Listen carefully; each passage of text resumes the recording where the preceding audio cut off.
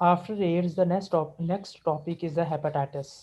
और हेपेटाइटिस भी long question के तौर पे आता है, और ये इस चैप्टर में कई दफ़ा बोर्ड में आ चुका है, चूँकि इस चैप्टर में से क्वेश्चन ज़्यादा इंपॉर्टेंट है। एक बैक्टीरियोफेज का लाइफ साइकिल और इन्फेक्शियस साइकिल ऑफ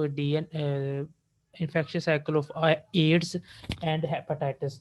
अब हेपेटाइटिस को डिटेल में इसकी कुछ टाइप्स यहाँ पे हम पढ़ेंगे।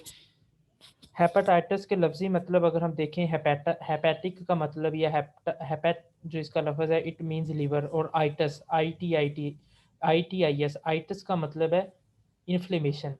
हेपेटाइटिस इन्फ्लेमेशन ऑफ लिवर, जिसमें लिवर इनलार्ज हो जाता है, उसकी इन्फ्लेमेशन होती है। Hepatitis is an inflammation of the liver.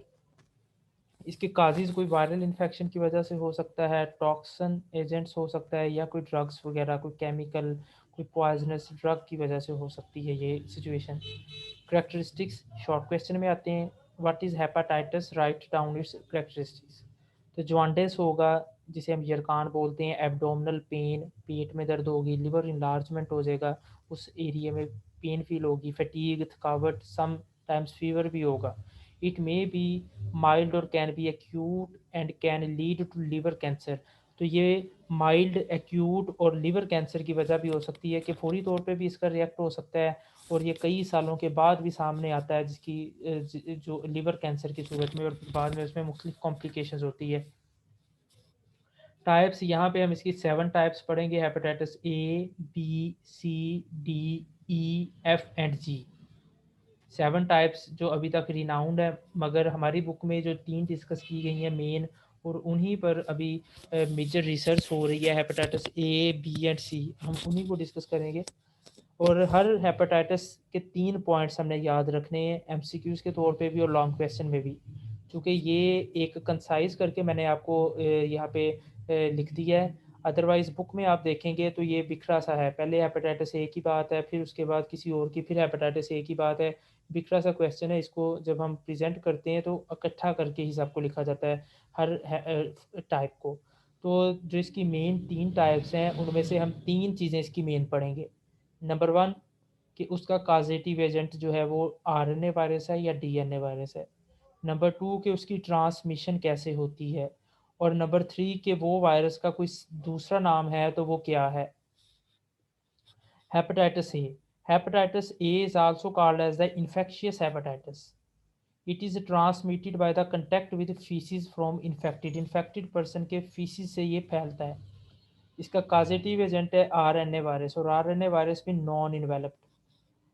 And ये क्या काज करता है, it causes mild short term less virulent disease, कि इसकी जो डिज़ीज़ होती है इसमें ये लेस वायरुलेंट है, कम ख़तरनाक है, और शॉर्ट टर्म है, कुछ देर के बाद मेडिसिन के यूज़ से वो ख़त्म हो जाएगा, इसके साइंस एंड सिम्टम्स, जो ये सिम्टम्स हम पीछे पढ़ चुके हैं ये वाले। नेक्स्ट है हेपेटाइटिस बी, और ये जो कि थोड़ी डिटेल में है, ये शॉर्ट क्वेश्चन में भी आ जाता है अक्सर। It is known as the serum hepatitis.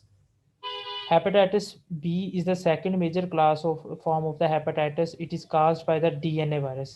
ये DNA virus से का It is very common in Asia, China, Philippine, Africa and Middle East. ये ट्रांसमिट कैसे होता है, सीरम, सीरम से हम मुराद यहाँ पे ब्लड या इस तरीके तमाम लिक्विड, वैसे तो सीरम में जो प्लाज्मा में से प्रोटीन निकाली जाती हैं उस मिक्सचर को हम सीरम बोलते हैं। यहाँ पे सीरम से मुराद लिक्विड, हम इस तरीके से कि बॉडी के जितने भी फ्लूइड हैं उनसे फैलता है, मतलब सीरम है, ब्रेस्ट मिल्क है, सलाइवा है, उनकी मदद से जो है सेक्सुअल कंटेक्ट में एक पर्सन से दूसरे पर्सन तक ये फैलता है। Hepatitis B is transmitted by the exchange of body fluids. Body fluids कौन कौन से हैं, blood, serum, breast milk and saliva. Feeding के दौरान मदर से बेबी को फैल सकता है, from mother to child during birth के दौरान हो सकता है, and afterward and by the sexual contact. These are the transmitted mode. और एक और बात, जो HIV है वो सलाइवा से नहीं फैलता, क्योंकि हमारे सलाइवा के अंदर ऐसे एंजाइम्स मौजूद हैं जो HIV के अंदर मौजूद जो प्रोटीन्स हैं उनको डी कोड कर देते हैं, उसका स्ट्रक्चर डिस्टर्ब कर देते हैं। तो HIV सलाइवा से नहीं फैलेगा, जबकि हेपेटाइटिस बी सलाइवा से फैलने के चांसेस होते हैं और उससे फैलता है। ड्यूरिंग एक्यूट अटैक ऑफ, अब इसमें क्या सिम्टम्स है, acute attack of hepatitis B, fatigue, loss of appetite and jaundice are reported. Infected person can recover completely and become immune to the virus. ये कम्प्लीटली रिकवर हो जाता है और virus से इम्यून हो जाता है, दोबारा इस पर फिर ये डिजीज़ एक्ट नहीं करती। इसके बाद है hepatitis C. Hepatitis C is called as the non A and non B hepatitis. इसकी ट्रांसमिशन भी तकरीबन हेपेटाइटिस बी की तरह ही है। It passes through the blood from mother to child during pregnancy and by the sexual contact. Hepatitis C is also it is RNA virus. ये भी RNA virus था, but it was the non enveloped, it is RNA virus and enveloped. ये भी याद रखने की चीज़ है।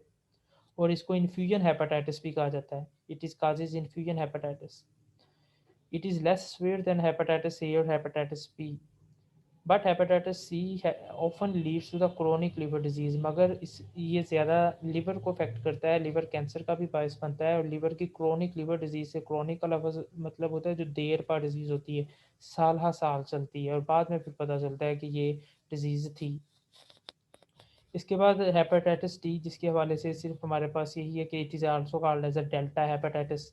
Hepatitis A virus transmitted through the feces of an infected person. Hepatitis F and G ये अभी अनआइडेंटिफाइड है, इस पर वर्क हो रहा है। इसके बाद वैक्सीनेशन के हवाले से कुछ बात है। Hepatitis B virus, H P V mean hepatitis B virus, hepatitis A virus, इनकी वैक्सीन अवेलेबल है, but not hepatitis C virus. मगर ये बुक चूँकि काफ़ी रिवाइज नहीं होती चीज़ें, एक काफ़ी पुराना मटेरियल है। अब तो हेपेटाइटिस सी की वायरस, हेपेटाइटिस सी वायरस की भी जो वैक्सीनेशन है बहुत कॉमन है और यूज़ की जाती हैं मुख्तलिफ कंपनीज़ की। This is all about the hepatitis and all about the chapter number 5।